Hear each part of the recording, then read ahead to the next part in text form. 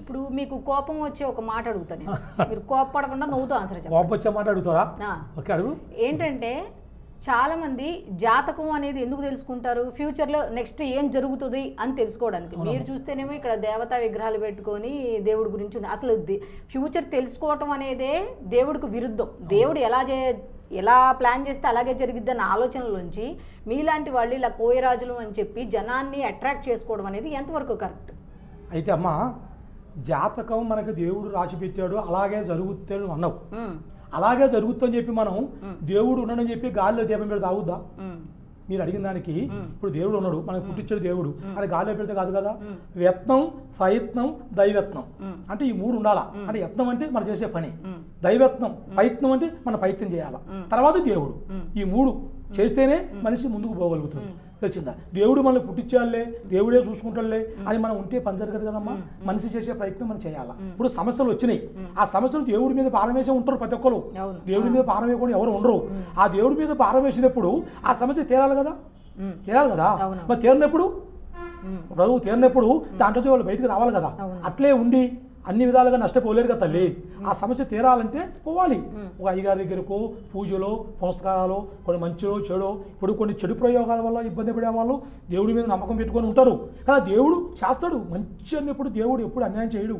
దేవుడు పుట్టించిన వాడు నారు పోసిన నీరు పోసినట్టు చూసివా, నువ్వు అడిగినట్టుగా దేవుడు చేస్తాడు. కానీ లేట్ అవుతుంది. మంచివాడిని దేవుడు ఇచ్చిపెట్టాడు ఎప్పటికీ, కానీ శోధిస్తుంటాడు, కష్టాలు పెడతానే ఉంటాడు, కానీ చేపట్టుకుంటాడు.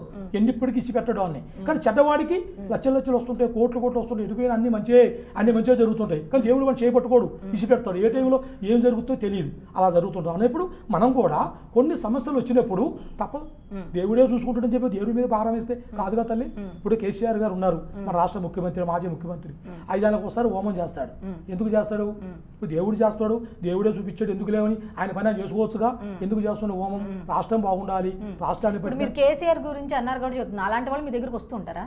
కొంతమంది వస్తారు, వాళ్ళ పేర్లు మనకి ఎందుకమ్మా. అసలు వస్తారు తల్లి. రాజకీయ వ్యక్తులు కూడా పెద్ద వాళ్ళు వస్తారు మన కాడికి. అంటే కొంతమంది వస్తారు, కొంతమంది వాళ్ళ ఫోన్ ద్వారాగా మాట్లాడుకుంటారు, వాళ్ళు తెలిసిన వాళ్ళు పంపించి వాళ్ళ ఇళ్ళకి పిలుచుకుంటారు. కొన్ని పూజలు కానీ కొన్ని హోమాలు కానీ వాళ్ళ ఇళ్ళకి పిలుచుకొని మాకు ఇలా జరుగుతుందండి ఇంట్లో కానీ రాజకీయత్తంగా కానీ. అంటే ఇవన్నీ కూడా మూఢనమ్మకాలు తెలిసిన వాళ్ళే నమ్ముతారా అంటారు కదా, చదువుకున్న వాళ్ళు కూడా నమ్ముతారా? చదువుకున్న వాళ్ళే వస్తారు తల్లి, పెద్ద వాళ్ళు. చదువుకి దీనికి సంబంధం లేదమ్మా. చదువే చదువు జ్ఞానాన్ని పెంచుతుంది, తెలిసిందా, తెలివినిస్తుంది. కానీ సమస్యలు తీర్చదు కదా. సమస్యలు వచ్చినప్పుడు ఎంత చదువుకున్న వాళ్ళైనా కూడా దానికి పరిష్కారం చేసుకోవాలి. పరిష్కారం చేసుకున్నప్పుడే ఆ సమస్య నుంచి వాళ్ళు బయటకు రాగలుగుతారు. కాప చదువు ఉందిలే, నాకు దేవుడే చూసుకుంటారులే అని అంటే అది పని జరగదు కదా తల్లి. మనం ఏది ఉన్నా కూడా మనం చేసేప్పుడు కొన్ని గ్రహాలు ఉన్నప్పుడు మనం దానికి తగ్గట్టుగా మనం నడుచుకోవాలి. నడుచుకున్నప్పుడే దాంట్లో నుంచి బయటకు రాగలుగుతాం. చదువు వేరు, ఇది వేరు. కష్టం వచ్చినప్పుడు డాక్టర్ కాడికి ఎందుకు వెళ్తున్నాం మనం? ఇప్పుడు ఒక ప్రాబ్లం వచ్చింది, మనకి ఈ వ్యాధి వచ్చిందని చెప్పి మనం ఎందుకు వెళ్తున్నాం? దానికి మందు ఉంటుంది, మాత్ర ఉంటుంది, జ్వరం వచ్చినప్పుడు చేయాలి కదా. అట్లాగనే కొన్ని గ్రహాలు పట్టుకున్నప్పుడు ఆ గ్రహాలకు శాంతి చేయాలా. చేసినప్పుడే మనం మంచిగా ఉంటాం. లేదంటే మనసులో ఇట్లా చికాకులు పడటం, మనసు శాంతి లేకుండా పోవటం, ఇంట్లో సమస్యలు పెరగటం, ఒకళ్ళు ఇడిపోవటం, ఎన్నో గొడవలు కావటం, కంపెనీలు ఎత్తేసుకొని పోవటం, ఆఫీసులో పనికి లేకుండా ఉండటం, చేసే పనిలో పోటీ కావటం, అన్ని ఇబ్బందులు, అన్ని సమస్యలు ఇట్లా వస్తుంటాయి. అవన్నీ రాకుండా ఉండాలంటే ఆ గ్రహాలకు మనం శాంతి చేయాలి. ఇప్పుడు నేను చెప్పాను కదా, కేసీఆర్ సార్ కూడా 5 ఏళ్ళకు ఒకసారి హోమం చేస్తాడు, రాష్ట్రం బాగుండాలని. రాష్ట్రం బాగుండాలి, మన రాష్ట్రానికి పట్టిన కర్మ పీడ పోవాలి, ప్రజలంతా మంచిగా ఉండాలి. ఆ దేవుడు ఆశీర్వాదం. ఆ శండి హోమం అంటే మాట్లాడమ్మా, పెద్ద వాళ్ళు చేసుకునేది. ఆ హోమం చేసినప్పుడే మన రాష్ట్రానికి కొన్ని చెడు గ్రహాలు లేకుండా, చెడు ప్రభావాలు లేకోకుండా బాగుంటుంది. అట్లకనే ఇంట్లో వాళ్ళు కూడా కొంతమంది సమస్యలు ఉంటాయి. ఆ సమస్యలు ఉన్నప్పుడు దానికి తగ్గట్టుగా మనం చేసుకోవాలి. చేసుకున్నప్పుడే ఆ సమస్యల నుంచి మనం బయటకు వస్తాం. అది తల్లి. అంటే ఇప్పుడు ప్రస్తుత కాలంలో ఇందాక మీరు ఒక మాట అన్నారు, ఏంటి చాలా సమస్యలు ఎక్కువైపోయినాయి అమ్మా. మీరు అన్నట్టుగా సమస్యలు ఎక్కువైపోయినాయి. మీలాంటి కోయరాజులు కానీ, లేకపోతే నేను అస్తమాన ఆ మాట అంటున్నానని మీరు ఏమనుకోలేదు. ఎందుకంటే దొంగ బాబాలు కానీ, లేకపోతే నేను ఆ మాట అనకూడదు, అట్లా రకరకాలుగా చాలా మంది ప్రతి సందుకు ఒక 4-5 బోర్డులు మీ సమస్యలు పరిష్కరిస్తాం అని చెప్పి. మరి మీలాంటి వాళ్ళని మీరు నమ్మాలి అంటే ఎట్లా? ఇప్పుడు అడిగింది మంచిదే అడిగావు. అయితే ఉంటారు, ఇప్పుడు అందరూ మనం చెడ్డోళ్ళని అనొద్దు, అందరూ మంచి వాళ్ళని అనొద్దు. ఇప్పుడు వాళ్ళ సమస్యల కోసం మీరు ఇప్పుడు డాక్టర్లు ఎట్టున్నారు అట్లక్కనే చెప్పేవాళ్ళు ఉంటారు. కానీ దాంట్లో వాళ్ళ టైం వచ్చినప్పుడు కొన్ని గ్రహాలు, పెద్ద గ్రహాలు ఉన్నప్పుడు మనం చేస్తుంటాం. మన దగ్గరికి వచ్చిన వాళ్ళు చెబుతారు తల్లి, మనం చెప్పాల్సింది కాదు అది. ఇప్పుడు మీరు నాకు ఒక ఆయన వచ్చాడు, మీరే డైరెక్ట్గా అడిగారు. నేను అసలు ఆయన వచ్చింది కూడా నేను చూడలే, ఆయన ఎవరో కూడా నాకు తెలియదు. బయటే కూర్చున్నాడు, మీరు వచ్చేప్పుడు మీరే డైరెక్ట్గా ఆయనతో మాట్లాడి వచ్చారు.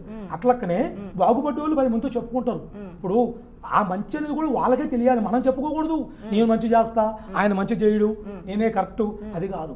మనం చేసిన వ్యక్తులు వాళ్ళు బాగుండి వాళ్ళు 100 మందితో చెప్పుకోవాలి, ఆ 10 మంది 100 మందితో చెప్పుకోవాలి, 100 మందిని ఇంకో 100 మందితో చెప్పుకోవాలి. అట్లా చెప్పుకొని వస్తేనే మనకి రైట్, వాళ్ళు బాగుండని అనుకుంటాం తప్ప నేనే చేస్తా అవతల వాళ్ళు కరెక్ట్ కాదు అనగాలి. సమస్యలు బట్టే అన్నీ పెరుగుతుంటాయి.